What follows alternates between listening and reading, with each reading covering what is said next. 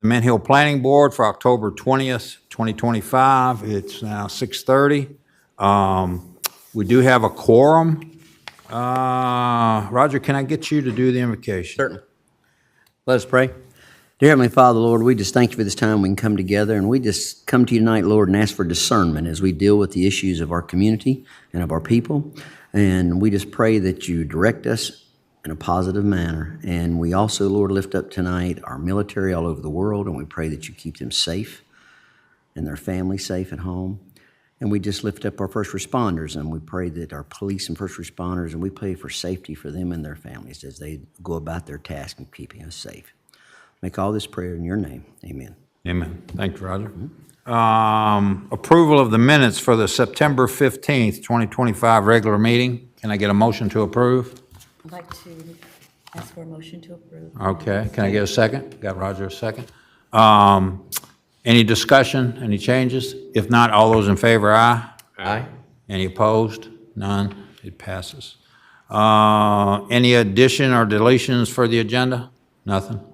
John, reports of committees, members, and staff? Yes, at the commissioners meeting, the last one, PNC Bank was approved to go into what was Wendy's. So that was approved. The other application, that was heard at this board, Shiloh Church, they went to the Board of Commissioners meeting and decided to defer their application for 1 month to give them an opportunity to meet with some of the nearby neighbors to have a discussion about what they're proposing. So that meeting's coming up in November, and then they will be back on the commissioners. Okay. Was it on? It is. It's That's fine. good. She can hear me. She got it. Tell us a little bit, they had a couple of approvals that they did for speed bumps, speed humps, whatever you call them. Tell us a little bit about that, just for information. Well, it wasn't necessarily approval for that. What it is a policy that's been adopted to where if neighborhoods are concerned about speeding, things of that sort, there's a process in place where the town can do an analysis and to see if traffic calming is a solution. It's not always going to be a viable solution. Right. So that whole policy is it includes things like, having to get the majority of your neighborhood to sign a petition. The first thing I believe is the police station goes out there, they put out a radar, so they collect data, and then we have sort of a formula on what would qualify. So it's basically average of speed if it exceeds the speed limit, and then there's some other kind of details in there, and then that is when the town would then look at the possibility of traffic calming. Okay. So that's sort of what that is. All right, good. Thank you, John. Any old business? Nothing there that I know of. New business, let's get right to it. Discussion and recommendation on ZC 25-8 filed by Brandon Shreves for a conditional rezoning request to allow commercial development, including a building without public road frontage for property located at 7503 Matthews Mint Hill Road, tax parcel number 137-301-32. How you want to deal with this, John? Maybe the applicant here, if he can do this presentation, and then we'll just jump into questions. Great. Hey there, Wayne Robinson with VHB. Our office address is 121 West Trade Street, Suite 1030, Charlotte, North Carolina. This project is a commercial project with a mix of uses. It has 2 buildings. I believe our zoning, and I apologize, I'm here in place of Brandon Shreves this evening. I'm a planner and landscape architect with VHB. So this is a commercial project with a mix of uses. I believe the conditional zoning that we're requesting is because we have a building in the front of this site that fronts Matthews Mint Hill Road, and then we would like to put a building in the rear of the site with the parking in between them, but under the overlay, it requires that all buildings front a roadway. So we have two buildings here. One is, I'm trying to remember the exact square footages, but I think we're 27,000 overall. 15 in the front and 12 in the back. Yeah, 15 in the front, 12 in the back.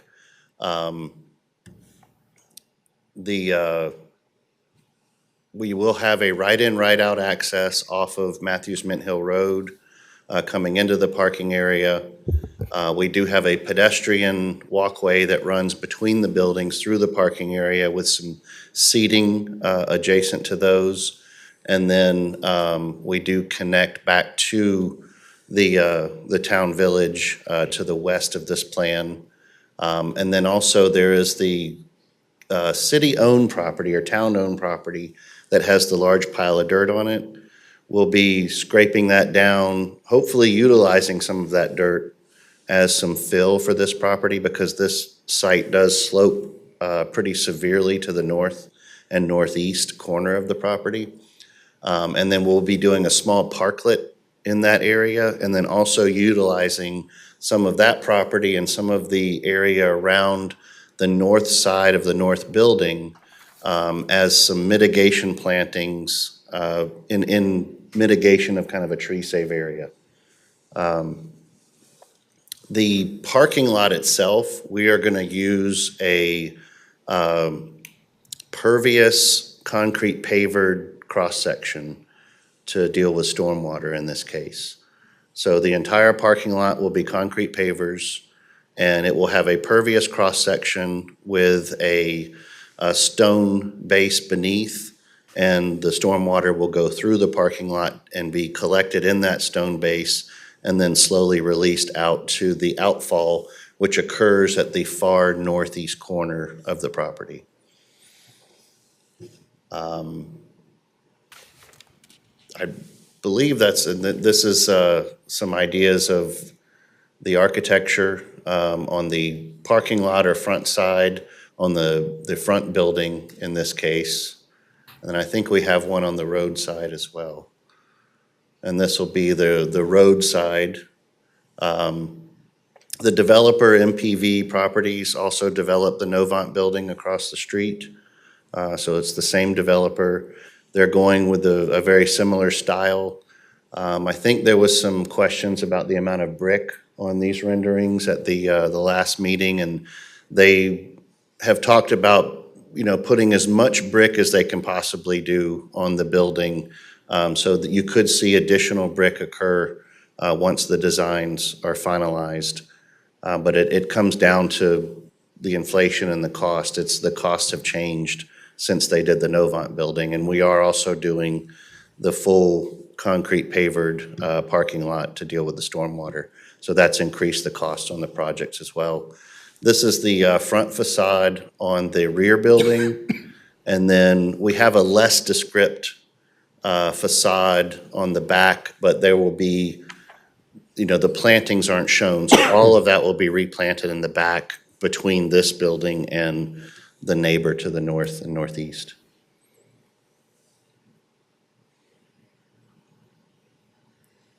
So if you have any questions on this, I'd be happy to take them. Okay. Kenny, you want to start with you? Thank you, Mr. Chairman. I guess my question is, the pervious pavers, that's, I guess if Louisa finds that acceptable, what about the impervious area from the buildings? We have not designed the whole thing, but we can bring actual roof leaders down, and we can bring that out to the catchment that will be under the parking lot as well.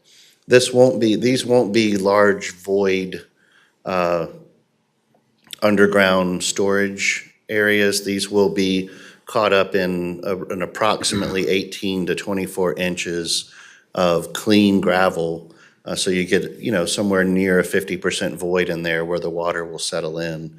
The other thing is the parking lot does slope from the front to the back kind of northeast corner. And so the parking lot catchment will be designed in stages. So they will be actually divided. So you'll have divided cells of gravel where you're catching the water because of that slope there. So you don't want all the water running on the surface and ending up down in a catchment here. So they do get divided in that sense. Okay. That's really all I've got, Mr. Chairman. It is acceptable by Louisa as long, we have to go through the proper design processes and then show that we have at least a net zero pre-development and post-development rate of runoff from the site. So Do y'all have to provide water quality as well? the infiltration, we believe, can provide some of that water quality. If we do have to do something additional, we do have some area that we've left in that northeast corner where we could create some additional water quality options. If we had to put, say, a sand filter or something like that in. Okay, good. Roger?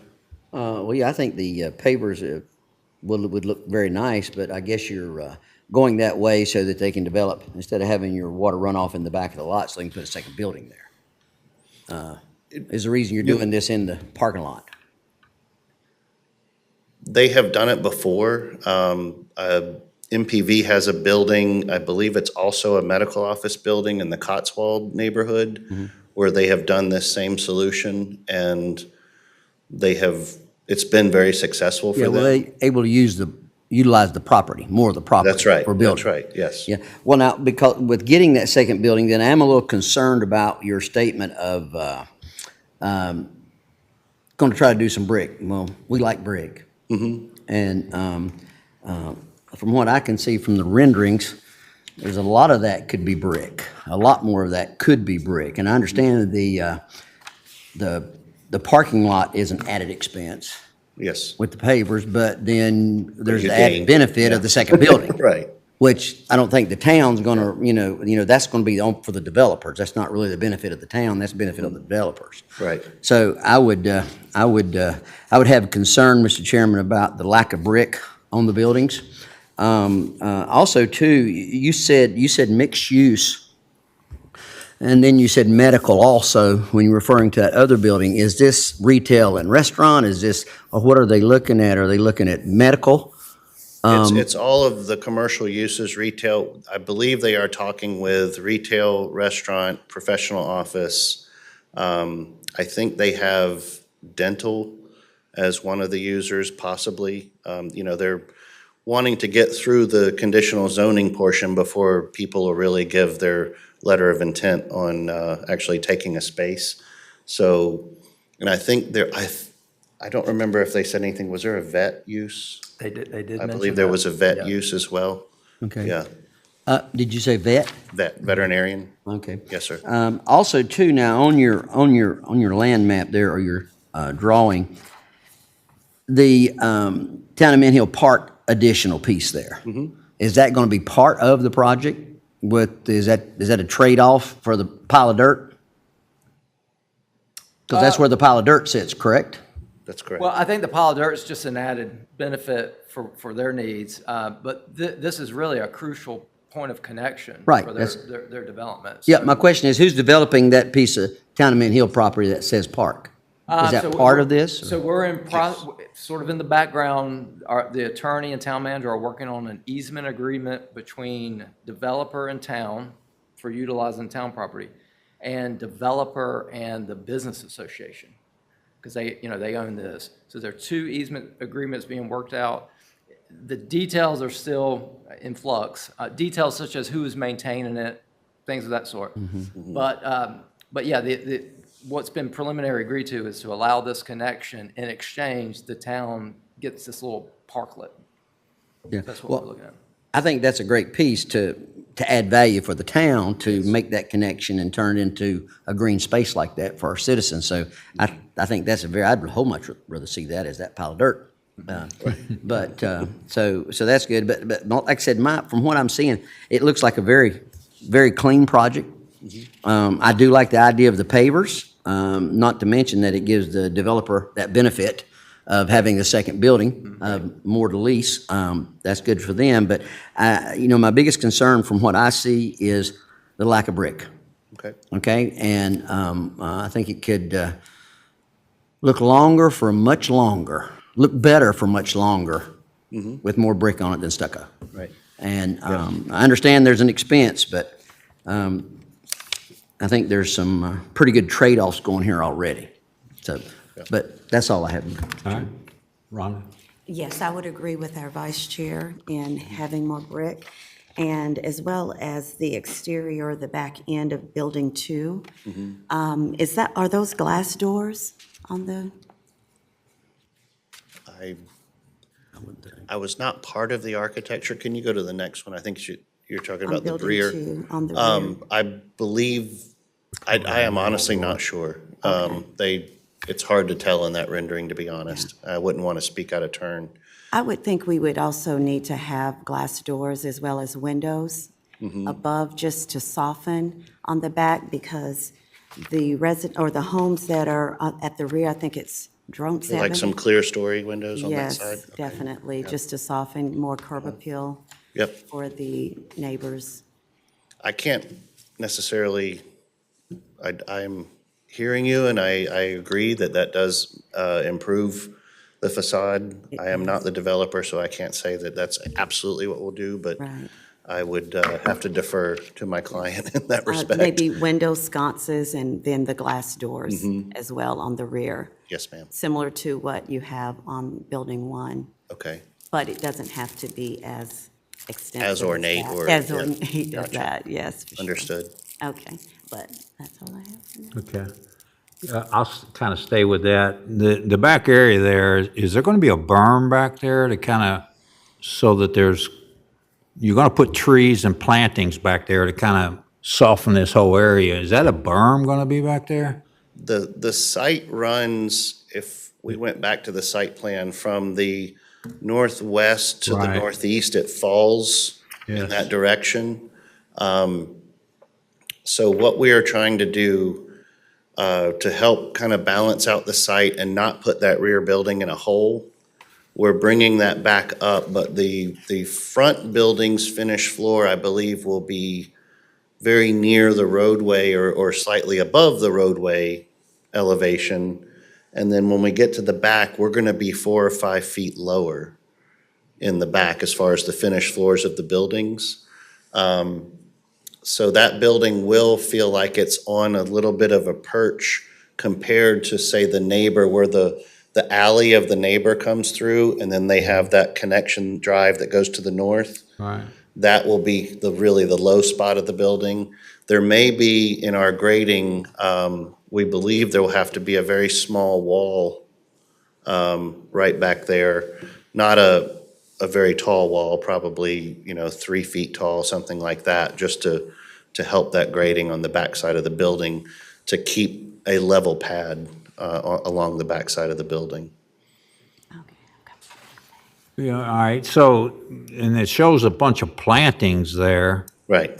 So is that going to be part of it too? You're going to be able to do that when you kind of come to that backside, when you lower it? Yes, where we will look at where that wall gets placed, but you can plant, with a wall that small, you can plant both on the lower side and the upper side of the wall, in this case. No berm then. We're not looking at a wall that's tall enough that will require a lot of geogrid coming back into the slope, if you will. So I'm trying to understand where this, on here it shows the retaining wall being right against the building with a fencing. Not sure what it's showing on that landscape that was just there. The retaining wall closer to the building, that would give us an additional area that could be utilized for mitigation of what we would call undisturbed area. The reason we have to do some mitigation is because the grading is going to disturb a lot of that area in the rear of the building, just to get the grades right. We can put the wall closer to the building and then have more of an area that's less graded, but it would still have to be mitigated with plantings. So Right. this undisturbed area, our goal is to solve that with mitigation plantings, There will be a couple of areas in the northeast corner where the grading does not disturb some existing trees, and we can attempt to keep those in place without disturbing their root system. But a lot of that across the back will be a revegetated condition. Right.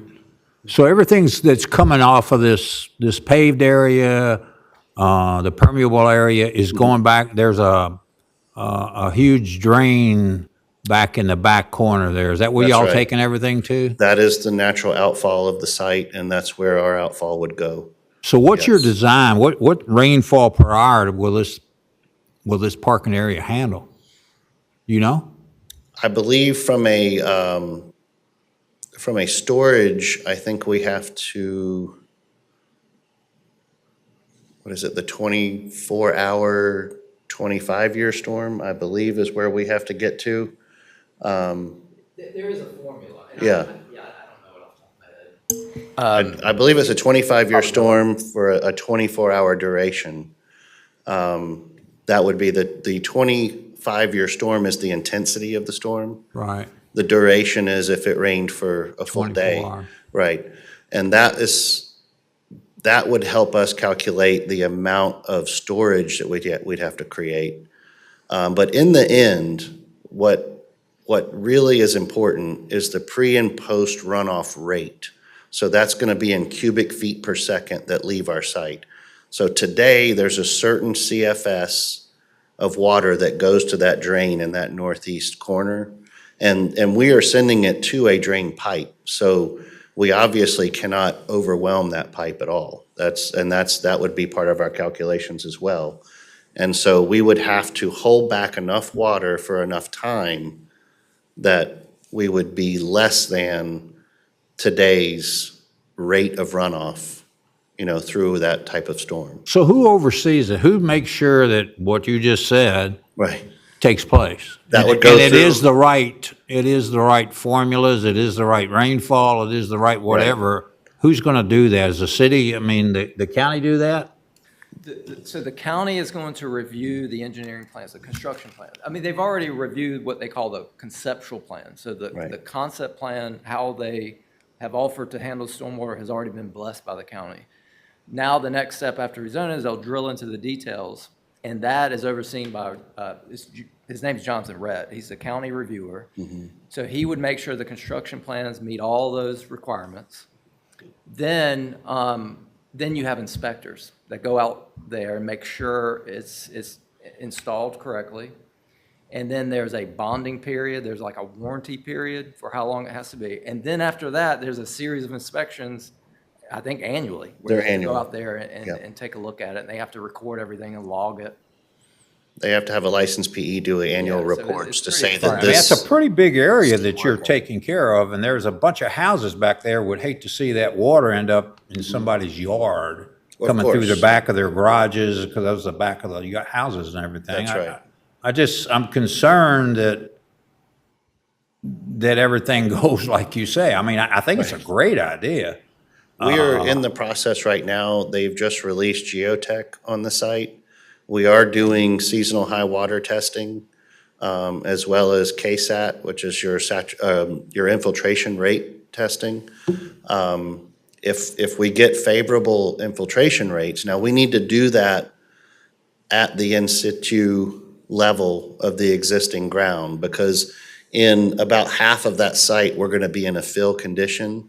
So the fill that we put in, it will be good quality fill. I mean, we have to do that to even put the buildings there and build the parking lot. But that will have a certain infiltration rate on the soils that are used for the fill condition. But below that, we want to make sure that we have some infiltration rate that we are designing to. So if we get, in a lot of areas around Charlotte, if you get half an inch an hour, you're doing pretty good, but I could imagine this might be a tenth or 2/10 of an inch per hour of infiltration. But that will be taken into account in the stormwater, and that's a bonus. That's water that doesn't have to flow off the site. It actually can infiltrate, into the groundwater below. The seasonal high water test that we do, we're required, when we do our cross-section of storage under the parking lot, we're required to have a minimum of 2 foot of clearance of seasonal high water to the bottom of our, basically our storage areas under the parking lot, so that we're not trying to put water into a saturated condition. So then that water would obviously then want to run on the surface. So all of that will be detailed in our stormwater report. There'll be a very large stormwater report done. It will look at multiple storms. It'll do the 2-year, 10-year, and 25-year, I believe, across the board. And then if you have, say, a 100-year storm, every design has what you would call kind of an emergency overflow. Every single stormwater design has this. It's a requirement. And that would basically, it's just like if you had a stormwater pond and it overtopped the berm, that sort of thing. So we really don't have anybody that looks at it. We depend on the county to do it, right, John? Okay, That's right. all right. So you and I talked, John, there's no synthetic stucco used on this, right? Not that I know of. I am not the architect, so I There's don't no think so. synthetic stucco used on this. I The confirm. answer I would be agree. yes. I did, I reached out to Mark Newell. Okay. And I asked him to confirm that. He did confirm. It Okay, is okay. masonry stucco that they're envisioning here. I wasn't privy to that one. Okay. Let me see what else I got here. I think that's it. Okay, you had something else, Rhonda? Yes, I wanted to know about the lighting in the parking lot. You mentioned that you're going to have pavers, but I don't see any lighting or. There will be lighting. We have not actually discussed how they're going to, if they're going to purchase, install, and own their own area lighting in the parking lot, or if they're going to lease what you would typically see, kind of shoebox, LED shoebox lights from Duke Energy. We've done it both ways. I honestly have not had that conversation with Mark, but we will have lighting in the parking lot. We will do a photometric analysis. It will meet all of the requirements of proper access, ADA access for lighting. Around the buildings, there will be lighting on the buildings as well that complement the walkways, to the front entries, to all the different retail and office establishments. Okay, and it'll also cover the park, the lighting? We will, yeah, we'll Okay. put lighting in the park. We would have to talk with you about who owns it, or if it's a part of our lease from Duke, if they go in that direction, but yes. Okay. I would also suggest, or probably recommend, that before y'all go to the commissioners, that you have renderings that are actually renderings. What is it? I mean, you saying where we might have more brick, or we might have, it'd be nice to know exactly what's going in, so there's no surprises when this thing pops up. Well, I think what you're seeing is the initial intent. Right? If you want more brick, then I would suggest that maybe the architects look at revising the facades to bring that forward. Have you talked to them at all about more brick or anything? I mean, stucco is part of the downtown I plan. mean, it's, Yeah, I mean, it's an you allowed can't- material, and we don't say, you Right. have to have 100% brick. We just Right. list the approved materials, and they can compose it on the building how they feel. Mm-hmm. But because this isn't conditional zoning, that certainly could be something the board can consider. And it seems like I remember one of the board members asking something about brick at that meeting. Mm-hmm. So I There believe was that a question on already- that, yeah. I think that was discussed Yeah. briefly at least. Is there a way to put a metric to it if it becomes part of the conditional zoning?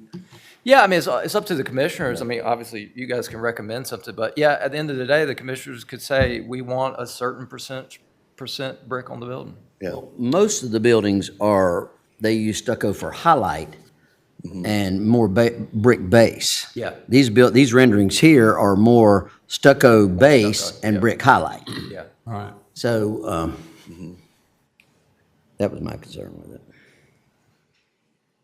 Okay. All right, anybody got anything else? Any other questions, guys? I just wanted Girls? to know about the dumpster as well. Will the dumpster be hidden? I see that there's a dumpster there. The dumpster it's will hard to certainly see be what- screened. It's the screen, okay. it will have, we can do does the plan or does the code require a, say, masonry or? No, it doesn't Or require. we could do something like that, yeah, and then we typically I plant think it that's as what we well. would recommend. Matter of fact, Yeah. we may put it in our motion because it Match seems like the every time we architecture. do one of these things with something else, it gets pretty trashy looking. Right, Yeah, understood. yeah. I mean, I think a lot of places we do work, it's the dumpster Right. enclosure needs to match the material of the architecture, that sort of thing. Exactly, Yeah, exactly. I don't think that's unreasonable. Okay. And it will be gated, of course. Yes. So you're not looking into it. Yeah. I gotta have someplace to throw my trash. You know what I mean? Go ahead. Have you looked at that as far, you want a dumpster that close to your park? Well, there's a dumpster actually right there anyway, so you can, I think you can see it in this aerial if you look close. There's one enough. on the other I side of the believe- property line. Yeah, the dumpster is on that side, it's right behind that, so that. Okay. That probably is why they did it, honestly. Okay. I was gonna say that the other corner doesn't have a lot going on. But I understand. Rear corner of the parking lot. Oh, the right rear corner? Yeah. That, we were trying to leave some space back there in case we had to do some water quality. Oh, yeah, you did It say gave us that. some room to work within the design. Per the square footage, this parking meets all the requirements per Yeah, square exceeds it- footage. Exceeds it, Looks yeah. like it's huge. Yeah. Yeah. I don't, maybe you did say something, just to be clear, the median, now we have the median right there at Ventnor's. And so what they would do is just carry that all the way across their frontage. And you see here on this plan, DOT has made a comment after the fact that they actually want them to extend that an additional 50 feet past their property line. So just to let you guys know, it's going to be a continuation of the Ventnor median. It will go all across their frontage, and it will actually go 50 feet past what you're seeing now. Yeah. And that would discourage people from trying to come out and go around the median to get out. So that's why they want that 50-foot extension. Yep. Makes sense. And because of that median, as you can imagine, and this is the importance of that connection, most of your traffic is probably going to come in through the traffic signal. So a lot of people would come in through Mint Hill Village, cut through, get in, and then come back out through the light. And there'll be crosswalks and everything going across here. At the little parklet, Yes, going into their parking lot from the town of Mint Hill Park there. good there's comment. the They're not showing one here. To get to the park. I see a sidewalk. I do not see a crosswalk. Okay. A crosswalk. I think she means, North-south? yeah, just little lines on the street, right? Yes. Where that connects, yeah. Where the Yes. connector is. We can Yes. certainly put that Because in. there's a park there, and Yep. so children and families will be trying to get over there. Okay. It's getting to be a pretty big list to add. Yeah, no, I guess we would have to look at that though, Ms. Because I'm sitting there thinking, where would you cross to? You The mean crossing pedestrian- 51? Or Matthews? Well, if you're talking about the little connector, Yes. Right here at where the town of Mint Hill Park is. where the park is. And then you've got the entrance to their parking lot. And then you've got cars all there. It looks like there's going to be a wall there, maybe a brick wall or something. I can't tell. so this right here is the existing Yes, parking. yes, Okay, you're going to have this new road come in. yes. And it's just a private driveway. It's not going to be a public street. Okay. So you've got that punching through. So you're saying a crosswalk right Yes. here. And what I was asking, now that I look at this, what are they crossing to? There's nothing over here. Okay, so from here, go to the other end. Just where the back. start of the park is. To the The other west, side. the Yes, west right side. there. Oh, okay. Isn't there an entrance to turn right, left, and go across? Into their parking lot? Yes, So ma'am. could there be, Yeah, that ultimately is going to be, now that would be more of the permission from the Mint Village Business Association. Okay. It's their that's not- property. Okay, Yeah. I mean, making sure that there are curb ramps and some striping yeah. for a crosswalk. Yeah. I think we would be happy to do that. Yeah. okay. It's just making sure that we have the easement to actually do that construction. Okay, thank you. We can, what we'll do is we'll look at that. That easement is in the process and it's going back and forth with, so that's something we can look at then. Okay. Maybe Right. incorporate that into the easement agreement.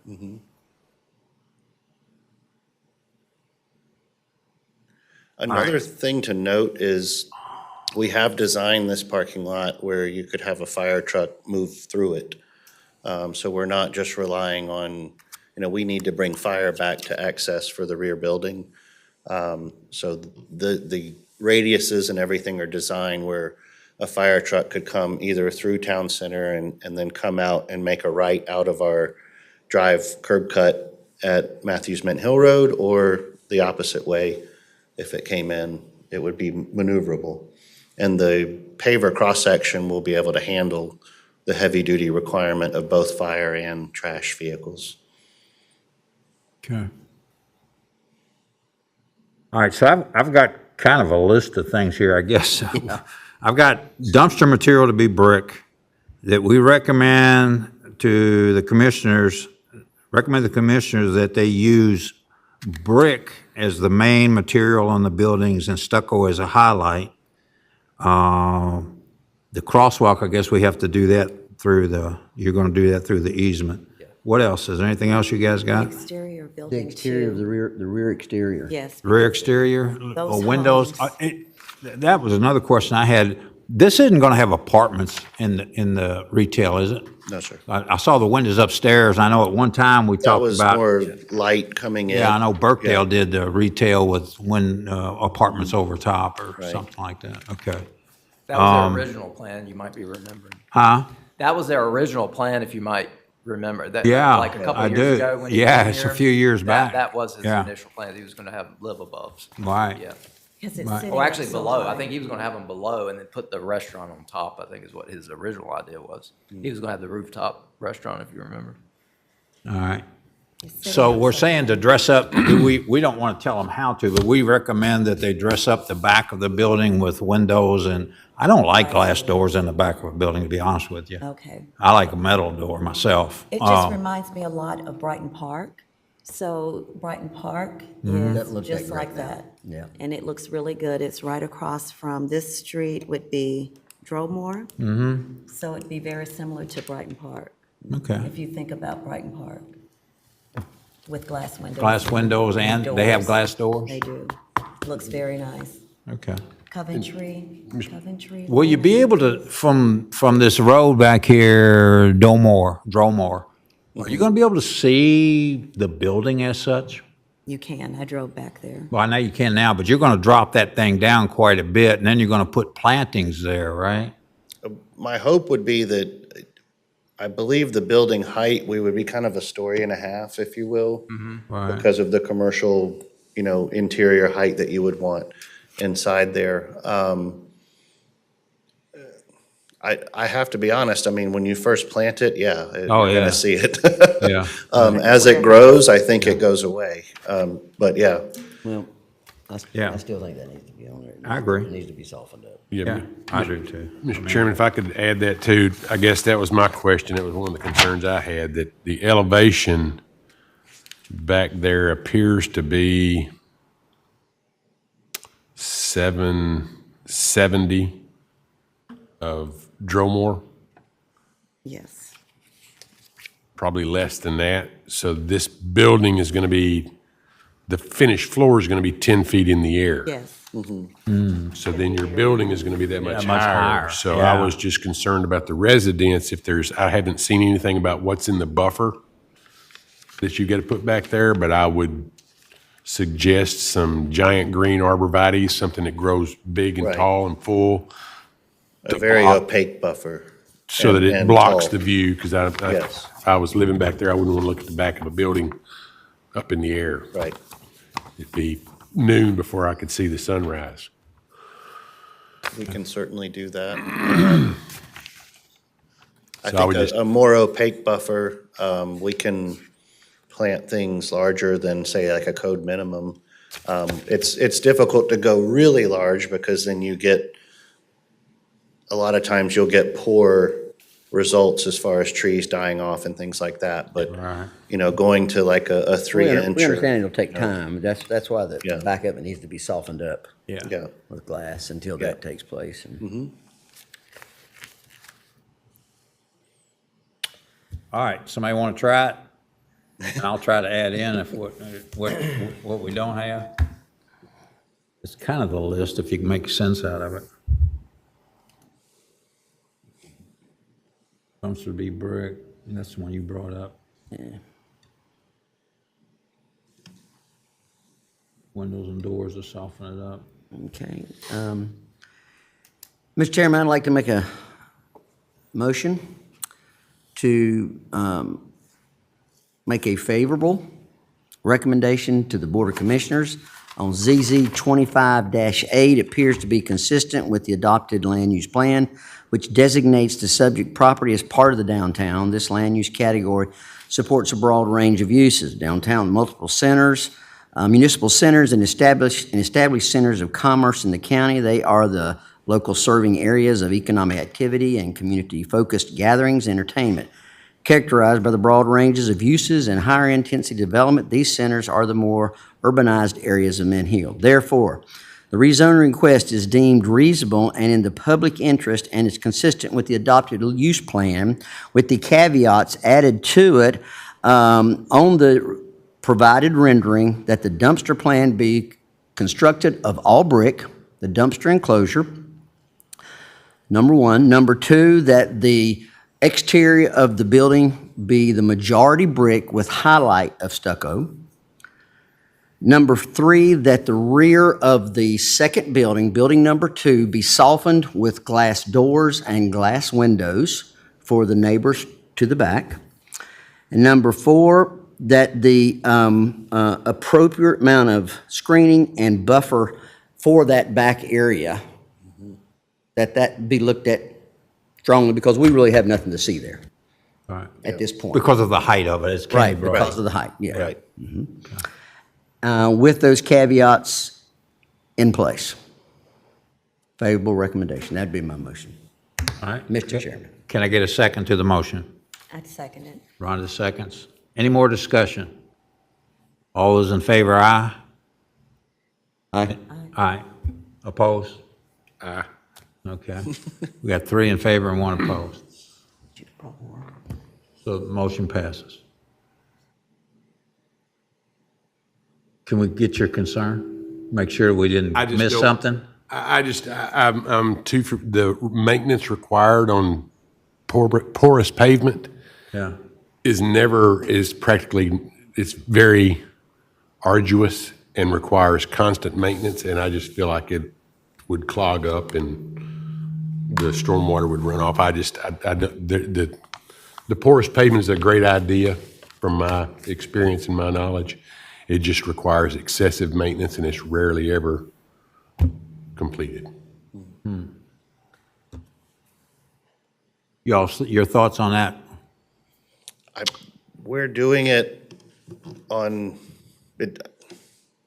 my experience with it has been on university campuses, mostly, just from the things that I've designed.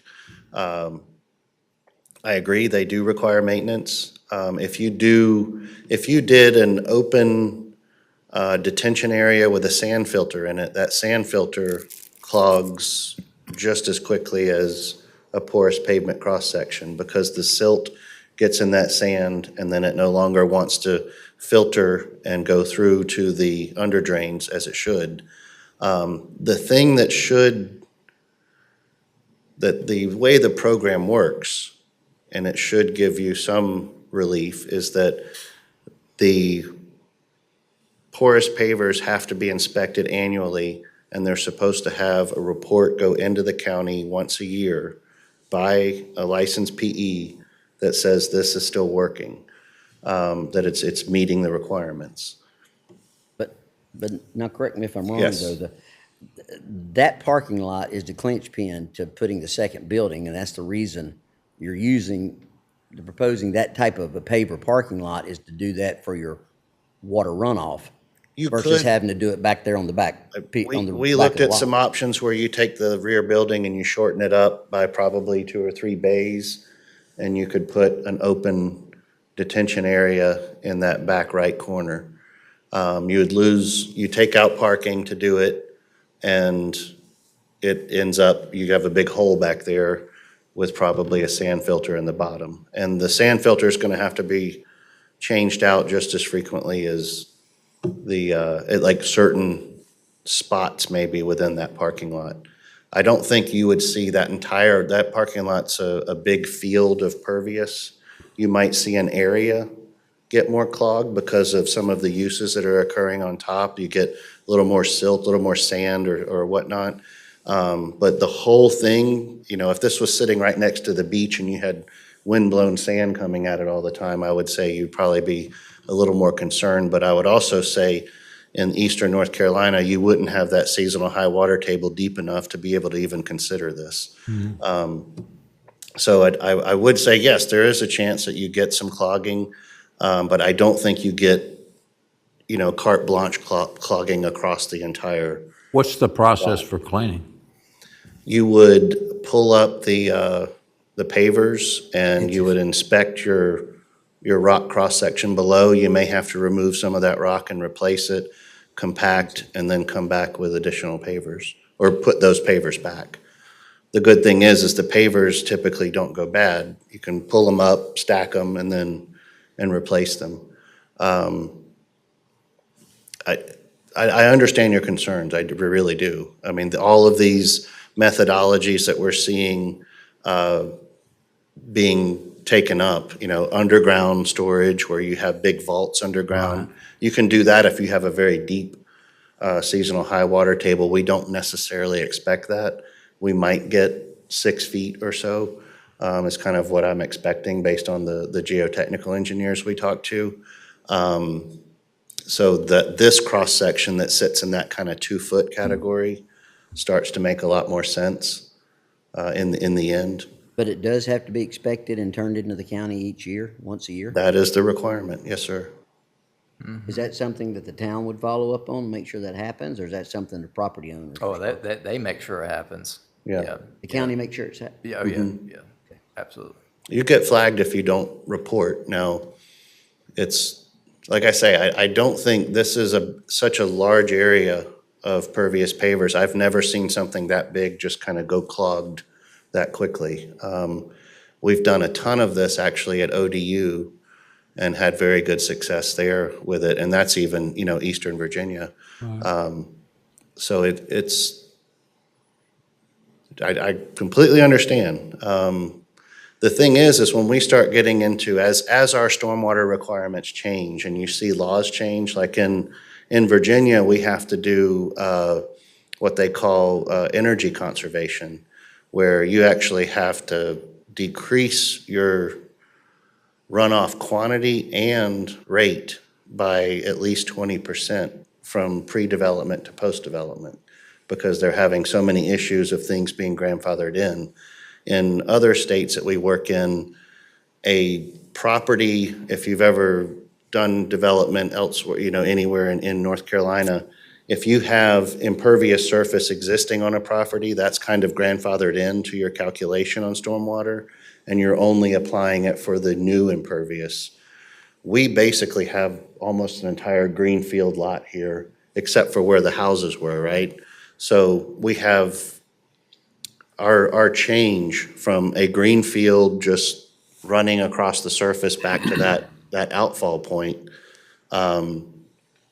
We are gonna have to store a lot more because of that. If this were, say, an old mill building and, 70% of that land was already impervious, we would almost be doing nothing for stormwater in that case because it would be grandfathered in. So as far as designing to meet today's standards and be probably more resilient, I would say the fact that it is a greenfield and we're designing it this way, you're gonna get a better outcome than if this was a very pervious piece of land to begin with. Right. Yeah. It may have been grandfathered in, but under conditional use, we probably would have been after you. There you go. I get that. I understand All right, that. so the motion passes 3-1. Thank you for your time. Yes, sir. Thank And you. your answer to the question. Thank you for hearing us. Yeah, Yeah. thank you. Appreciate it. If there's no further business, can I get a motion to adjourn? So moved. Motion to Second. adjourn. All right, second? All those in favor, aye. Aye, there we go. All right.